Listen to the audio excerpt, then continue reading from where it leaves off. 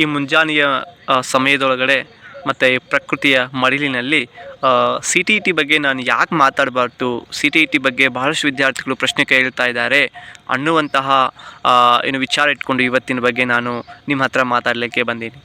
ಮೊದಲೇ ಪ್ರಶ್ನೆ ಬಂದುಬಿಟ್ಟು, ಸಿ ಟಿ ಇ ಟಿ ಪರೀಕ್ಷೆ ಕನ್ನಡದಲ್ಲಿ ಇರುತ್ತಾ ಅಥವಾ ಇಂಗ್ಲೀಷಲ್ಲಿ ಇರ್ತದಾ? ಮತ್ತು ಅದೇ ರೀತಿಯಾಗಿ ನಾವು ಕನ್ನಡ ಮೀಡಿಯಮಿಂದ ಬಂದಿದ್ದೇವೆ, C T E T pass ಮಾಡಿದರೆ ನಮಗೆ ಬೆಲೆ ಇದೆನಾ? ಮತ್ತು ಸಿ ಟಿ ಇ ಟಿ ಪರೀಕ್ಷೆ ಪಾಸ್ ಮಾಡೋಕ್ಕೆ ಎಷ್ಟು ಅಂಕಗಳು ಬೇಕಾಗ್ತವೆ? ಸಿ ಟಿ ಇ ಟಿ ಪರೀಕ್ಷಾ ಕೇಂದ್ರ ಎಲ್ಲಿದೆ? ಎಸ್ಪೆಷಲಿ ಕರ್ನಾಟಕದೊಳಗಡೆ ಎಲ್ಲಿ ಸಿಗುತ್ತೆ? ಸಿ ಟಿ ಇ ಟಿ ಪರೀಕ್ಷೆ ಆಫ್ಲೈನ್ ಆಗುತ್ತಾ, ಇನ್ನು ಆನ್ಲೈನ್ ಆಗುತ್ತಾ? ಎಷ್ಟು ಅಂಕಗಳು ಮುಖ್ಯ ನಮಗೆ ಅಂತ, ಮತ್ತು ಈ ಪರೀಕ್ಷೆ ಪಾಸ್ ಆಗೋದ್ರಿಂದ ಇರುವಂಥ ಅನುಕೂಲಗಳೇನು ಅನ್ನುವಂಥ ವಿಚಾರಗಳು ಇಟ್ಕೊಂಡು ಇವತ್ತಿನ ದಿನ ನಾನು ವಿಡಿಯೋ ಮಾಡ್ತಾ ಇದ್ದೀನಿ. ಮೊದಲೇ ಪ್ರಶ್ನೆ ಬಂದುಬಿಟ್ಟು, ಸಿ ಟಿ ಇ ಟಿ ಪರೀಕ್ಷೆ ನಾನು ಹೇಳ್ತಾ ಇದ್ದೀನಿ ಇಂಗ್ಲೀಷ್ ಮತ್ತು ಹಿಂದಿ ಭಾಷೆಯೊಳಗಡೆ ಮಾತ್ರ ಇರ್ತದೆ. ಅಂದರೆ ಇಂಗ್ಲೀಷ್ ಮತ್ತು ಹಿಂದಿ ಮಾಧ್ಯಮದೊಳಗೆ ಇರ್ತದೆ. It will be in English and Hindi medium. ಎರಡನೇ ಪ್ರಮುಖ ವಿಷಯ ಏನಂತಂದರೆ, ನೀವು ಸಿ ಟಿ ಇ ಟಿ ಪರೀಕ್ಷೆ ಪಾಸ್ ಆಗಬೇಕಂತಂದರೆ ನೀವು ಇಷ್ಟು ಮಾರ್ಕ್ಸ್ ಅಂತ ಇರ್ತದೆ. ಫಾರ್ ಎಕ್ಸಾಂಪಲ್ ಜಿ ಎಮ್ ಕ್ಯಾಟಗರಿಯವರಿಗೆ 150 ಅಂಕಗಳನ್ನು ತೆಗೆದುಕೊಳ್ಬೇಕಾಗಿರ್ತದೆ. ಜಿ ಎಮ್ ಅಂಕ ಬಿಟ್ಟು ಎಸ್ ಸಿ, ಎಸ್ ಟಿ ಮತ್ತು ಒ ಬಿ ಸಿ ಮತ್ತು ಪರ್ಸನ್ ವಿತ್ ಡಿಸಬಿಲಿಟಿ ಏನಿದ್ದಾರಲ್ಲ, ಸೊ ಇವರಿಗೆಲ್ಲ ನೀವು 82% ಅಂದರೆ ಇಟ್ ಮೀನ್ಸ್ 55%, ಇಟ್ ಮೀನ್ಸ್ 82 ಅಂಕಗಳನ್ನು ನೀವು ತಗೊಳ್ಬೇಕಾಗುತ್ತೆ. 150ಕ್ಕೆ 82 ಅಂಕಗಳನ್ನು ತೆಗೆದುಕೊಂಡ್ರೆ ನೀವು ಎಲಿಜಿಬಲ್ ಇರ್ತೀರಿ. ಇನ್ನೊಂದು ಸಲ ಹೇಳ್ತಾ ಇದ್ದೀನಿ, ಯಾರೆಲ್ಲ ಎಸ್ ಸಿ ಮತ್ತು ಎಸ್ ಟಿ, ಅದ್ರ ಜೊತೆಗೆ person with disabilities PWD category ಒಳಗೆ ಬರ್ತೀರಿ, ಸೊ ಮತ್ತು ಒ ಬಿ ಸಿಯಲ್ಲಿ ಬರ್ತೀರಿ, ನೀವು 55% ತೆಗೆದುಕೊಳ್ಬೇಕಾಗ್ತದೆ. 55% ಅಂತಂದರೆ 82 ಅಂಕಗಳನ್ನು ತೆಗೆದುಕೊಳ್ಬೇಕಾಗ್ತದೆ. ಯಾರು ಜಿ ಎಮ್ ಕ್ಯಾಟಗರಿಯಲ್ಲಿ ಬರ್ತೀರಿ, ಅನ್ರಿಸರ್ವಲ್ಲಿ ಬರ್ತೀರಿ, ಮತ್ತು ಅಗೇನ್ EWS ಅಲ್ಲಿ ಬರ್ತೀರಿ, ನೀವು ಎಲ್ಲ ಎಷ್ಟು ತೊಗೊಳ್ಬೇಕು? 150ಕ್ಕೆ 90 ಅಂಕಗಳನ್ನೇ ಕನಿಷ್ಠ ತೊಗೋಬೇಕು, ಅಂದರೆ ನೀವು ಪಾಸ್ ಆಗ್ತೀರಿ. ಮತ್ತು ಈ ಒಂದು ಸಲ ನೀವೇನಾದರೂ 90 ಅಂಕ ಮೇಲೆ 82 ಅಂಕದ ಮೇಲೆ ಏನಾದರೂ ತೆಗೆದುಕೊಂಡ್ರೆ, ಸೊ ನಿಮ್ಮ ಸರ್ಟಿಫಿಕೇಟ್ ಡಿಜಿ ಲಾಕರ್ ಒಳಗೆ ಬರ್ತದೆ. ಓಕೆನಾ? ನಿಮ್ಮ ಎಕ್ಸಾಮ್ ರಿಸಲ್ಟ್ ಬಂದು 1 ರಿಂದ 2 ತಿಂಗಳೊಳಗಾಗಿ ನಿಮಗೆ ಡಿಜಿ ಲಾಕರ್ ಒಳಗೆ ಬರ್ತದೆ. ಅಲ್ಲಿ ಹೋಗಿ ನೀವು ಅವುಗಳನ್ನ ಡೌನ್ಲೋಡ್ ಮಾಡ್ಕೋಬೇಕು. ನಿಮ್ಮ ಒಂದು C T E T eligibility certificate ಅಂತ.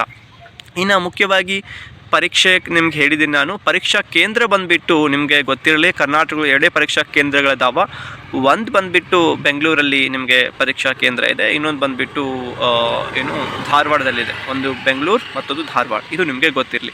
ಸಿ ಟಿ ಇ ಟಿ ಪರೀಕ್ಷೆ ಫೆಬ್ರವರಿ ತಿಂಗಳೊಳಗಡೆ, ಅದು ವಿಶೇಷವಾಗಿ 8ನೇ ತಾರೀಕಿನಿಂದ ನಡೀತಾ ಇದೆ ನನಗೆ ಗೊತ್ತಿರೋ ಮಾಹಿತಿ ಪ್ರಕಾರ, ಫೆಬ್ರವರಿ 8 ಅಂತ. ಸೊ ಹೀಗಾಗಿ ನೀವು ಇವಾಗಿಂದ ತಯಾರಿ ಮಾಡಿ. C T E T application ಹಾಕೋಕ್ಕೆ ದಿನಾಂಕ 18 ಡಿಸೆಂಬರ್ 2025 ಕೊನೆ ದಿನಾಂಕ, ಅಂದರೆ ಇವತ್ತು ಕೊನೆ ದಿನಾಂಕ ಆಗಿದೆ.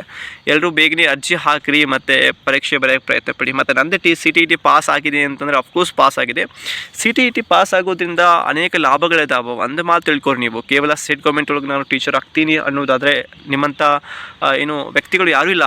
ಆಗ್ರಿ, ನೀವು ಬೇರೆ ಏನು ಹೇಳೋಕ್ಕೆ ಹೋಗಲ್ಲ ನಾನು.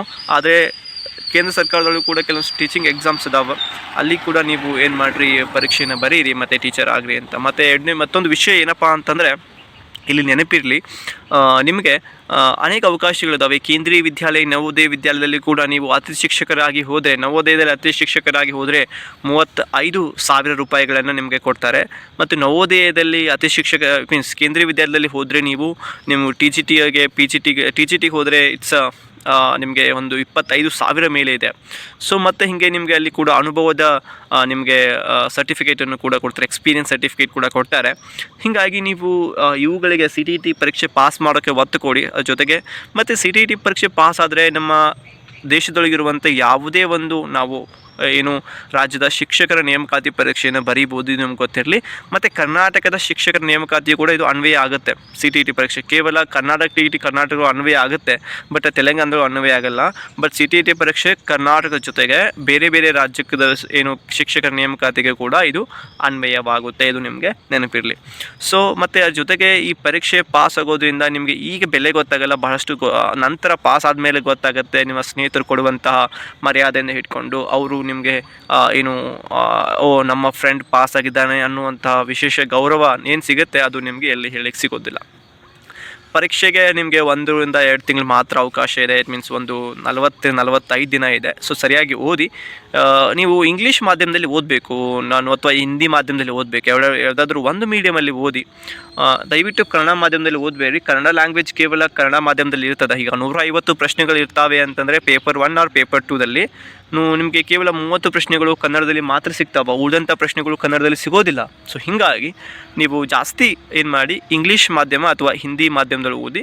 ವಿಶೇಷವಾಗಿ ನೀವು ಸೋಷಿಯಲ್ ಸೈನ್ಸನ್ನು ಮತ್ತು ಸೈನ್ಸನ್ನು ಓದಬೇಕು ಅನ್ನೋರು ಪೇಪರ್ 2ದಲ್ಲಿ, ನೀವು ಸೋಷಿಯಲ್ ಸೈನ್ಸ್ಗೆ ಅಂದರೆ ಆರ್ಟ್ಸ್ ಪೇಪರ್ 2ದಲ್ಲಿ ನೀವು 6 ರಿಂದ 8ನೇ ತರಗತಿ ಪುಸ್ತಕಗಳನ್ನು ಓದಬೇಕು. ಅದು ಹಿಸ್ಟ್ರಿ ಸಪ್ರೇಟ್ 3 ಪುಸ್ತಕ, ಮತ್ತು ಜಿಯೋಗ್ರಫಿ ಮತ್ತು ಅಗೇನ್ ಪೊಲಿಟಿಕಲ್ ಸೈನ್ಸನ್ನು ಓದಬೇಕು. ಸೊ ಹೀಗಿದೆ ಪರೀಕ್ಷೆ ಬಗ್ಗೆ ನಾನು ಇನ್ನೂ ಜಾಸ್ತಿ ಮಾಹಿತಿಯನ್ನು ಕೊಡ್ತೀನಿ. ನಾನು ಸ್ವಲ್ಪ ವೈಯಕ್ತಿಕ ಕಾರಣಗಳಿಂದ ಆಗ್ತಾಯಿಲ್ಲ, ದಯವಿಟ್ಟು ಕ್ಷಮೆ ಇರಲಿ. ಮತ್ತೆ ಮುಂದಿನ ವೀಡಿಯೋ ಭೇಟಿ ಆಗ್ತೀನಿ. ನಮಸ್ಕಾರ.